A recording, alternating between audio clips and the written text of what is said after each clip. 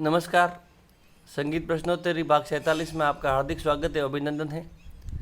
आज हम बात करेंगे ताल के बारे में।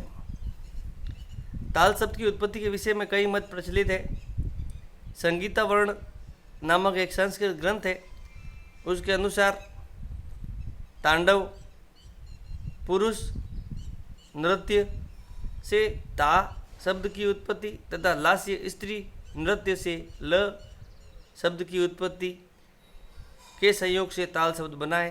संगीत दर्पण नामक ग्रंथ में ताल शब्द तकार शिव का प्रतीक है और लकार शक्ति का प्रतीक है और इनका योग होने पर ताल की उत्पत्ति होती है। इस विषय में कई लक्षण ग्रंथों में मिलते हैं, परंतु सभी ग्रंथ में एक ही भाव है।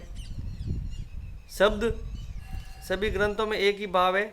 शब्दों जैसे ता तक धिन इत्यादि इन शब्दों के द्वारा काल या समय की गति को छंद या पदों में विभाजित करके जो प्रयोग हुए उन्हें हम ताल कहते हैं। शब्दों द्वारा काल या समय की गति को छंद या पदों में विभाजित करके जो प्रयोग हुए हैं उन्हें ताल कहते हैं। भरत मुनि के अनुसार संगीत के काल मापन का साधन ताल कहलाता है।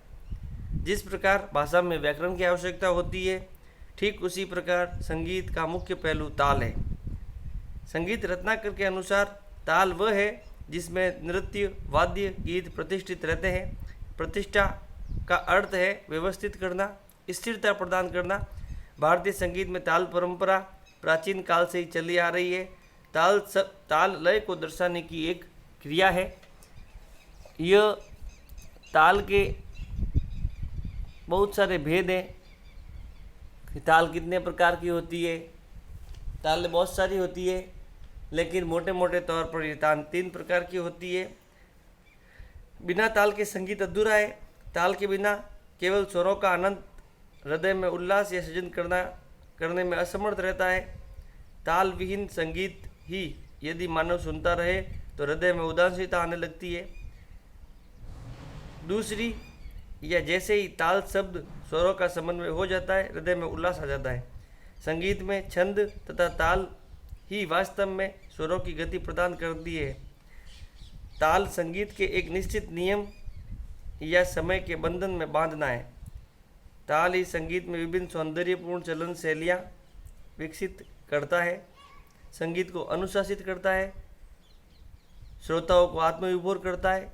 ताल ही है जिसके द्वारा प्राचीन वर्तमान संगीत के स्वर तथा बोल लिपि द्वारा भविष्य के लिए सुरक्षित कर सकते हैं।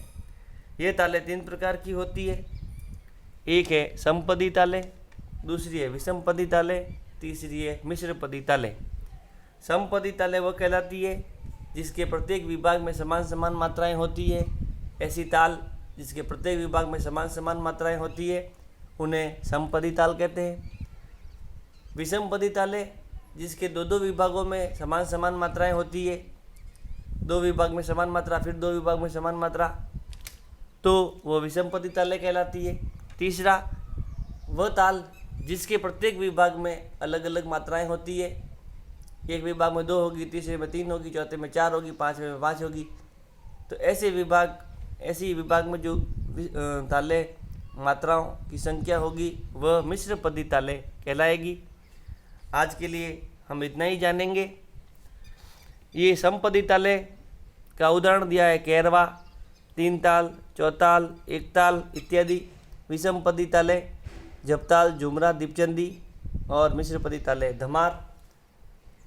आप सभी से अनुरोध है कि चैनल को अधिक से अधिक शेयर और सब्सक्राइब करें। बहुत बहुत धन्यवाद, आभार।